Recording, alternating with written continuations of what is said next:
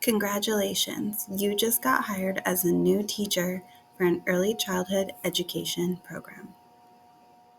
In the earlier slides, your director or trainer has covered what NAEYC is and its importance to the ECE field. Especially, we're focusing on the Code of Ethics position statements.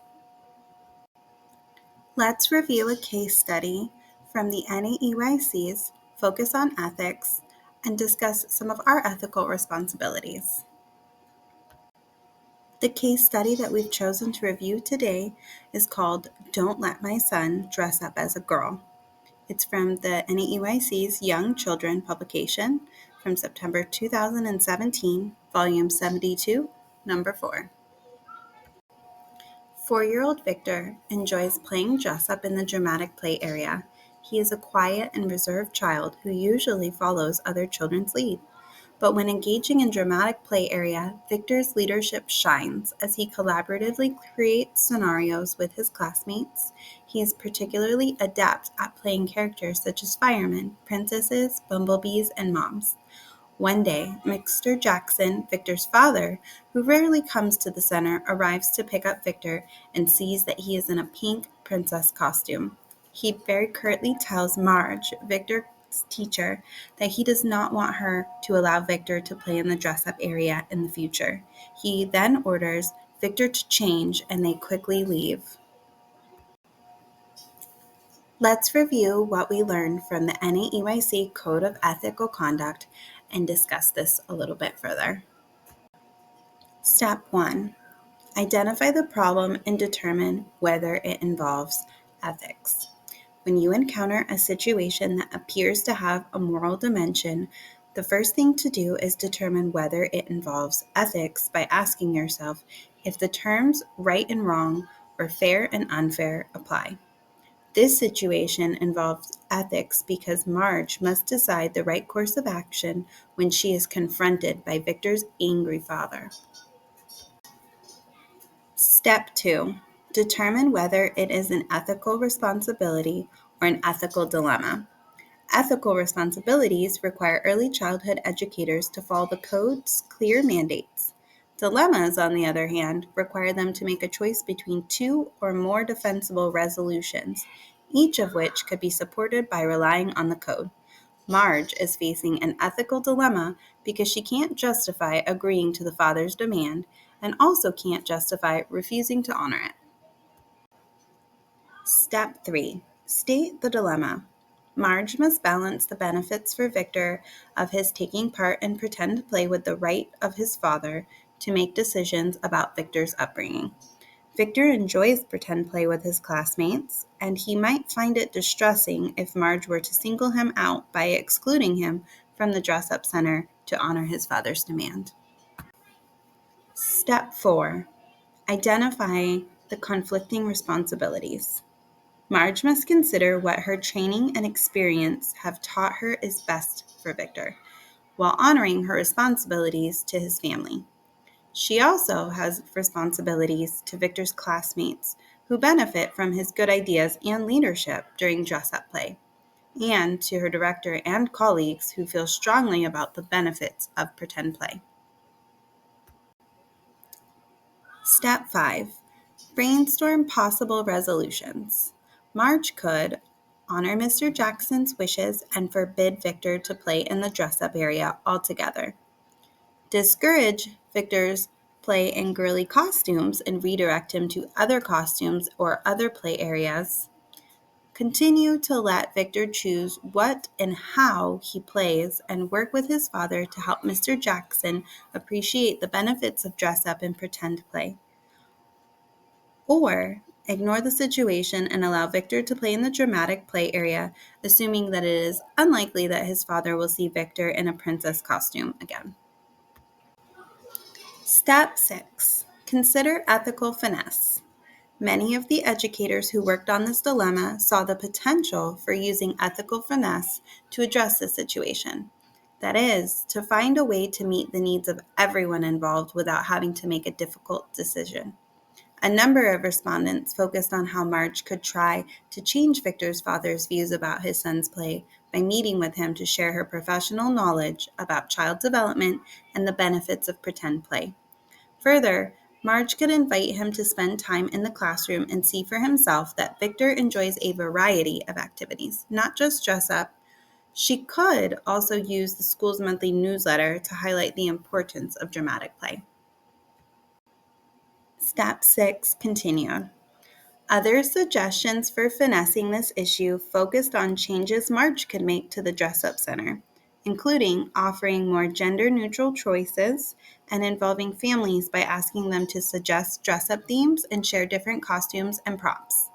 We were interested to hear one workshop participant explain, to avoid Marge's situation, her program stocks the dress-up area with scarves and pieces of colorful fabric to inspire non-gender specific play. Step 7. Look for guidance in the NAEYC code. Respondents found that the code's core values, ideals, and principles offered guidance that applied to the situation. They noted, in particular, educators' responsibilities to children and the importance of nurturing positive relationships with the family. This dilemma could happen with any family member. It doesn't just need to be a dad. It could be a mom, a grandma, an aunt, uncle. Anyone in the family could come to pick up and share their concerns. We also wanted to look at the core values, and the following 3 core values were particularly applicable to this situation: to base our work on knowledge of how children develop and learn, to appreciate and support the bond between the child and the family, and to respect diversity in children, families, and colleagues. Respondents to this case study identified a number of items in the code, specifically in the sections of addressing our responsibilities to children and families, that they used to guide their thinking. Some of the ideals were: Ideal 1.2, to base program practices upon current knowledge and research in the field of early childhood education, child development, and related disciplines, as well as on particular knowledge of each child. Ideal 1.3, to recognize and respect the unique qualities, abilities, and potential of each child. Ideal 1.5, to create and maintain safe and healthy settings that foster children's social, emotional, cognitive, and physical development, and that respect their dignity and contributions. In continuing to look at the ideals, they also found that Ideal 2.2, to develop relationships of mutual trust and create partnerships with the families that we serve. Ideal 2.5, to respect the dignity and preferences of each family and to make an effort to learn about its structure, culture, language, customs, and beliefs. Ideal 2.6, to acknowledge families' child-rearing values and their right to make decisions for their children. And Ideal 2.8, to develop relationships of mutual trust and create partnerships with the families we serve, to help them guide their thinking and how to navigate this ethical dilemma. Next, we'll look at some of the principles that respondents identified when looking into the code sections that help them guide their thinking. Some of these principles were: Principle 1.1, above all, we shall not harm children. We shall not participate in practices that are emotionally damaging, physically harmful, disrespectful, degrading, dangerous, exploitative, or intimidating to children.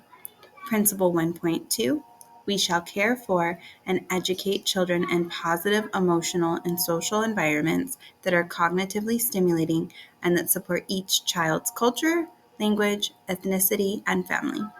Principle 2.2, we shall inform families of program philosophy, policies, curriculum, assessment system, and personnel qualifications, and explain why we teach as we do, which should be in accordance with our ethical responsibilities to children.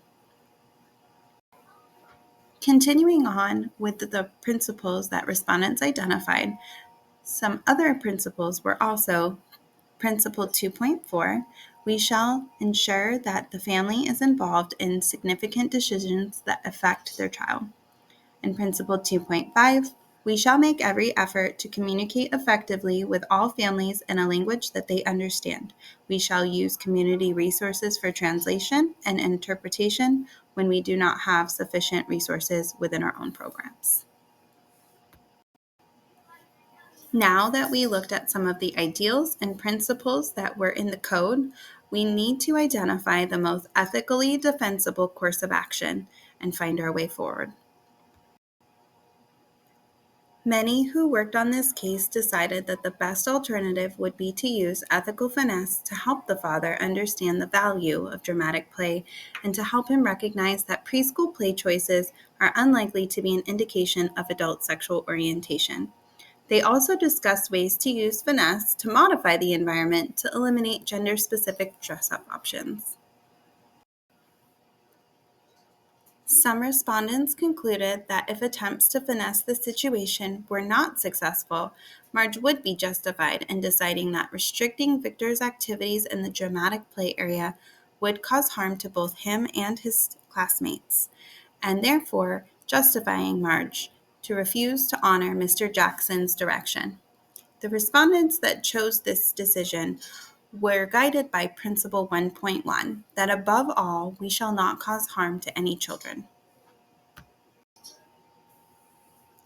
If finesse is not effective, Marge should involve her director, and perhaps the other teachers in the center. They could help her make a decision.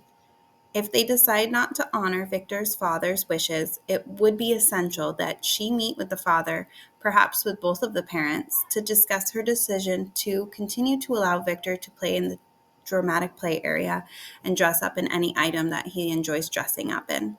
Marge would need to be prepared to accept negative reactions to this decision, whether it be by her other colleagues or by Victor's parents. We agree with respondents who believe that the best alternative in the situation would be to encourage the family to accept Victor's dramatic play choices and/or to make changes to the classroom environment. It is important to remember, however, that when efforts to finesse issues like this are not successful, ethical early childhood educators must be prepared to make well-reasoned decisions that can be justified by relying on the NAEYC code. So this code kind of gives us something to fall back on and also something that we can share with the parents to explain the how and why of what we are doing and why we think that it is going to be beneficial to children. Now we're going to take some time to reflect on the case. So let's explore. This is a good reminder that many child-rearing values are strongly rooted in families' cultural beliefs. Every family comes from a different background, and they have different feelings or different wishes of how they would like their children to be raised and different values that they hold.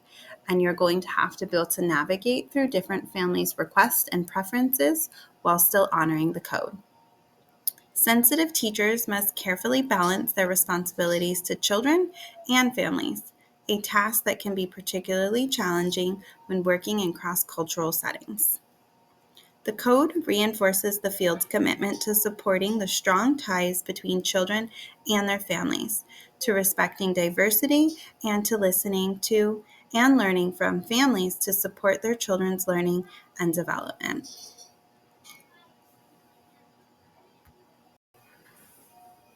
For this case study, we did use a case study that was also featured in the textbook for the Code of Ethics NAEYC that we're covering today, but it is also available in young children, and it is part of the handout we've passed out to you guys.